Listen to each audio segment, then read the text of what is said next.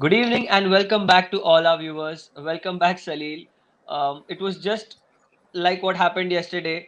We saw a game, it was there for the taking, and in the end, it just went astray for Sunrisers Hyderabad. Absolutely. I mean, what a cracker of a game! What a bowling change that was, and how the game turned after the second strategic timeout. I mean, it's SRH would be pulling their hair right now for losing such a good game. Absolutely. And after the start that they had in the middle overs, it felt like at one point they were cruising and they would win the match by keeping an over to spare. But then that one over that's turned the game around was Shahbaz Ahmed's over, picking up 3 wickets in that over, Salil. Absolutely, that totally turned the favors for RCB, and they were shed. They were looking like they were set to win. I mean, the minute it went to more than 10 runs and over, it was a difficult task because you can't really hit the ball. I mean, the only one that went for a boundary was one of a no ball and one of Yeah. the six that Rashid Khan hit. So it was not easy to score at all, and it's an absolute cracker. I'm still in shock as to how in the last 4 overs a side which has got 7 wickets left can lose the game. I mean, it was. I don't know what Warner and team are thinking right now. Honestly, it's Rightly, crazy. you told in the mid show you rightly said out that it is SRH's game to lose, and that's what happened out there, isn't it, Salil? Yes, for a point we thought that they were cruising. I mean, if you see the early wicket of Saha fell down, and then you had Manish Pandey and David Warner bat brilliantly. They played the ball to its merit. They gave the respect to the RCB bowlers. The bad ones went for boundaries or sixes, and it was an excellent effort by them.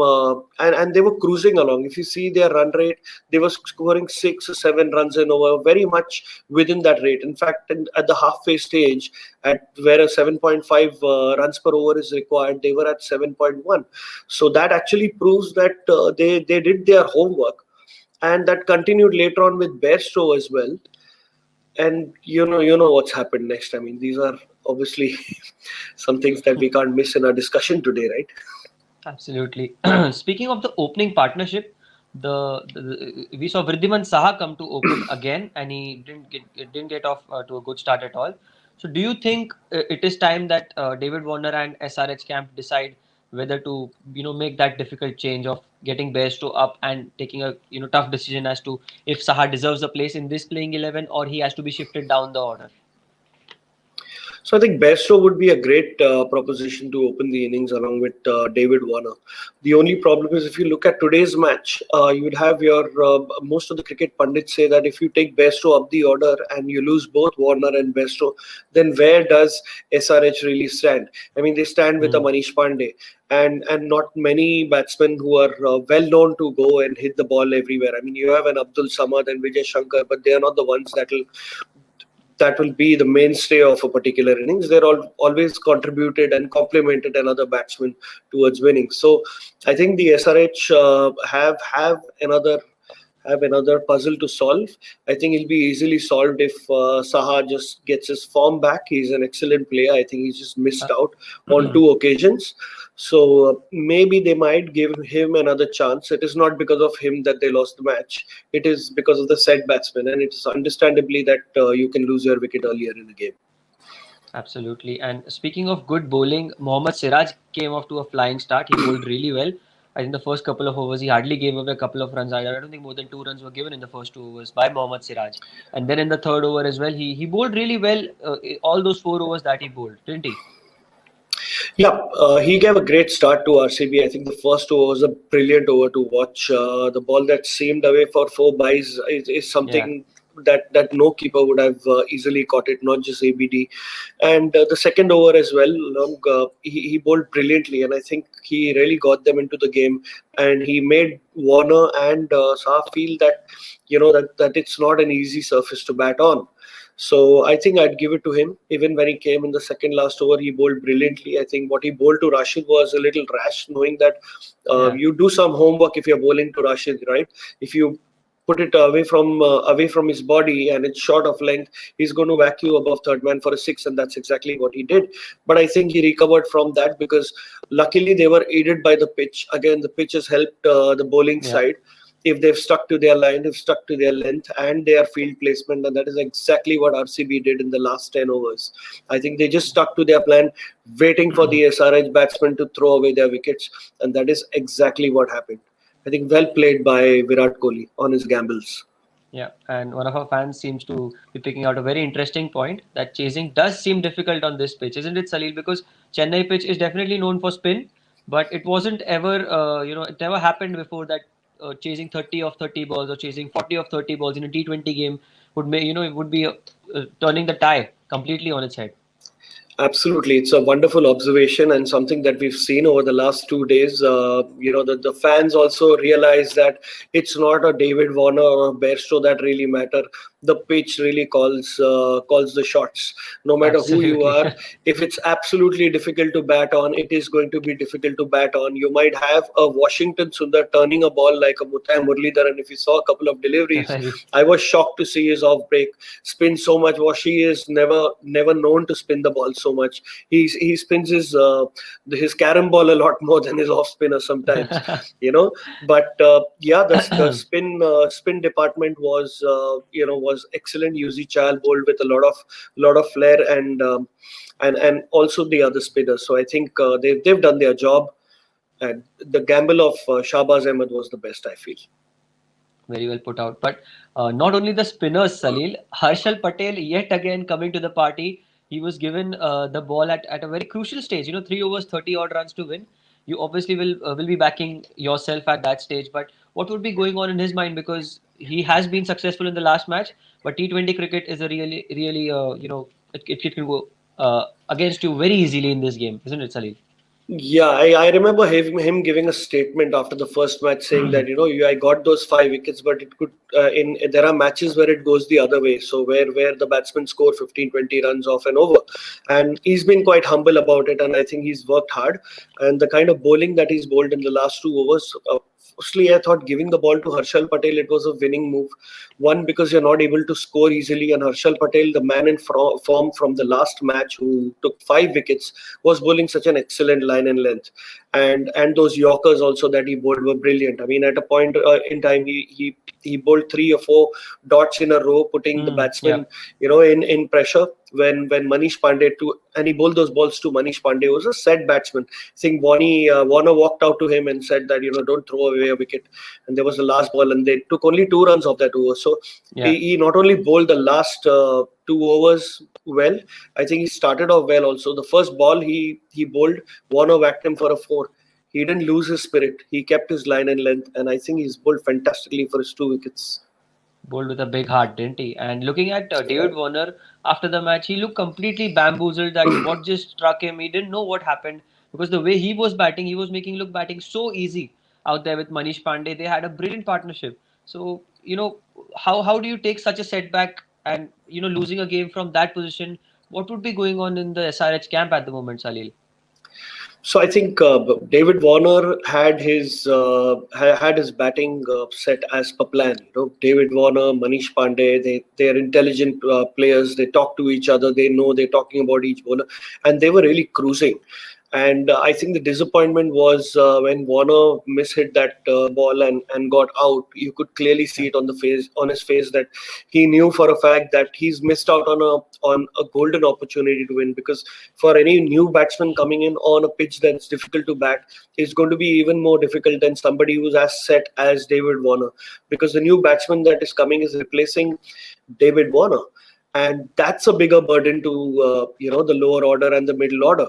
I mean, no matter who you are, and he'll be going out and saying he won't be saying that just watch the ball. I mean, go and whack the ball, etc. He would be saying, you just watch the ball. It's not coming on to you.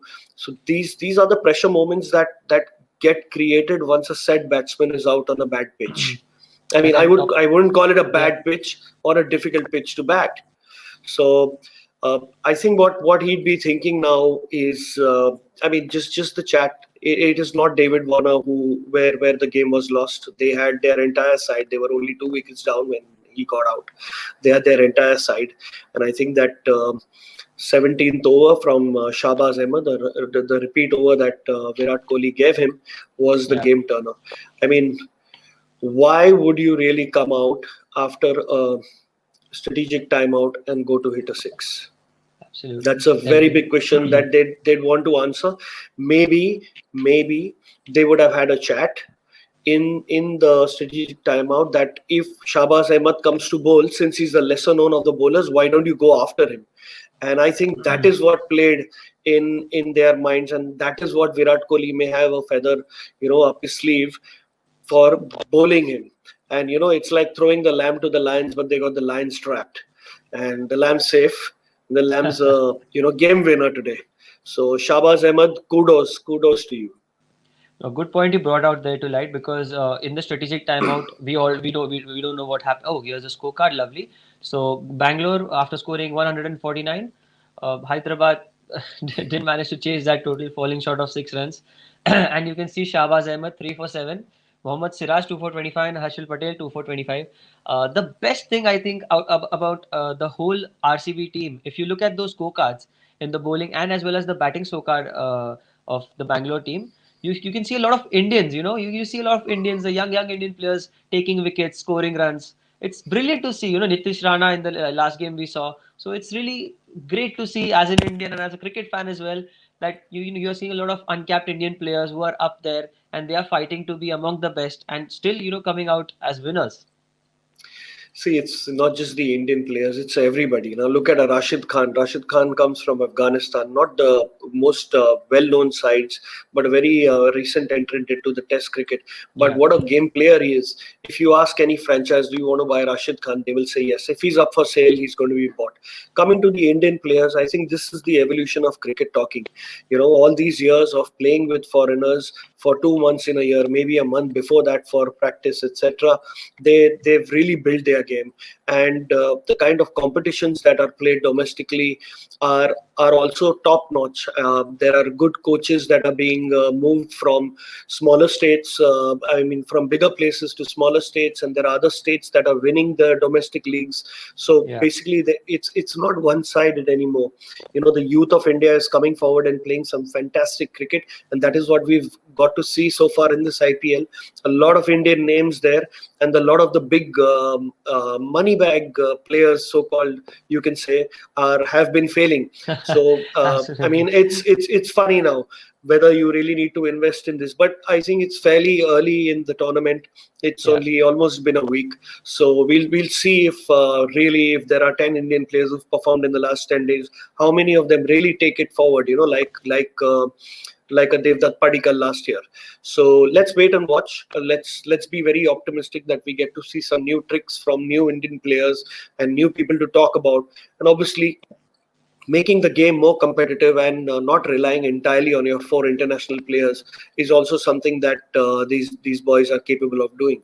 So kudos to the entire cricketing infrastructure in the country that allows cricket to improve and be more competitive and more entertaining to watch for everybody. Absolutely, some brilliant points out there, Salil. And cricket is evolving, like you rightly said.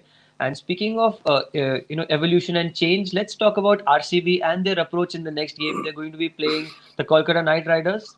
So how would they be taking up, because they're on top of the table at the moment?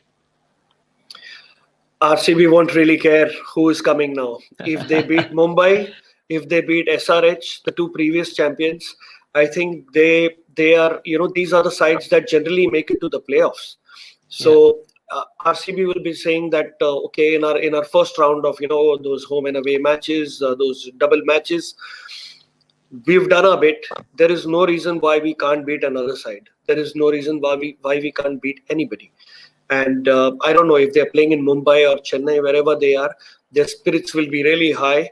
And these are the kind of situations where you can see Virat Kohli extremely pumped up.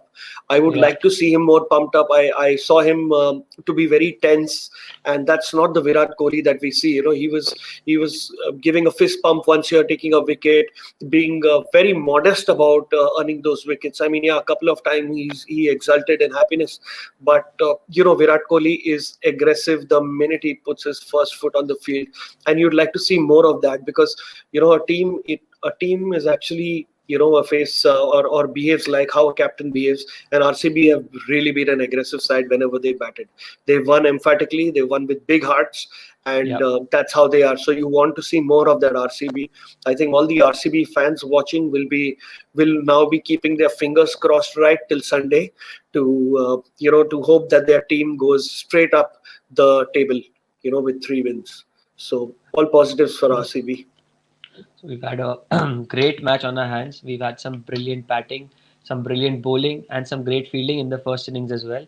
So we saw, a masala of cricket today, where cricket won in the end, like I said earlier. And it's going to be an Mm. interesting match tomorrow as well. Delhi Capitals taking on the Rajasthan Royals from the Wankhede Stadium. Oh wow, another run fest, right? So when we come to Another run Chennai, we fest. talk about all the cricket and the pitch and all the bowlers. And when we go to Wankhede, it's all about those balls flying out somewhere, Flying off somewhere on Marine Drive or on Churchgate, my like Harsha Berkeley, always says. So let's see what happens in Wankhede tomorrow, and I think it'll be an excellent game. I hope RR can consolidate themselves after that previous loss and bounce back. And Delhi is the side to beat. So I definitely. mean, with Rabada coming in, they'll be a lethal force. So it's going to be a Absolutely. great match. Let's come back, Rabada. We'll be enjoying the game tomorrow. So see you Yeah. everyone. Thank you so much for joining, Salil. I'll see you tomorrow. Thank you for all Thank our you, Yash. viewers. Amazing day, Thank amazing you, game. guys. Yes. Cheers.